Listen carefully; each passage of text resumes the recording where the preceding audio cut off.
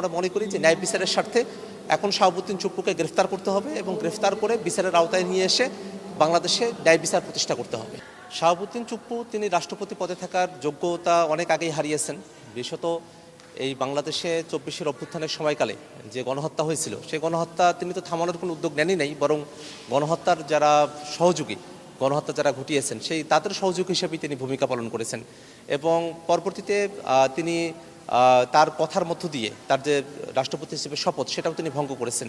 যিনি একবার বলেন যে শেখ হাসিনা তার কাছে পদত্যাগপত্র দিয়েছেন, আর একবার বলেন যে তার কাছে আসলে কোনো পদত্যাগপত্র নেই। এই ধরনের দ্বিমুখী বক্তব্য যিনি প্রদান করেন এত সেন্সিটিভ একটা ইস্যুতে, তিনি আসলে রাষ্ট্রপতি পদে থাকার যোগ্যতা রাখেন না। আমরা ইন্টারিমের সময়টা থেকেই রাষ্ট্রপতি হিসেবে শাহাবুদ্দিন চুপ্পু তার অপসারণ সেই দাবি আমরা তখন থেকে আমরা জানিয়ে এসেছি।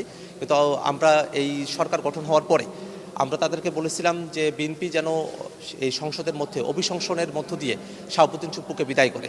কারণ আজকে যেটা হলো সেটা হলো যে শাহাবুদ্দিন চুপ্পু নিজে থেকে পদত্যাগ করলেন, কিন্তু বিষয়টা এমন হওয়ার কথা ছিল না। শাহাবুদ্দিন চুপ্পু রাষ্ট্রপতি হিসেবে থাকতে পারবেন না, এই বিষয়টা হবে শাহাবুদ্দিন চুপ্পুকে অভিশংসনের মধ্য দিয়ে। অর্থাৎ তাকে কিন্তু তার যে যোগ্যতা নাই, তিনি যে দায়িত্ব পালন করার ক্ষেত্রে তার যে শর্তগুলো ভঙ্গ করেছেন, এই জন্য কিন্তু তাকে অভিশংসনের মধ্য দিয়ে দায়িত্ব থেকে সরিয়ে দেওয়া দরকার ছিল।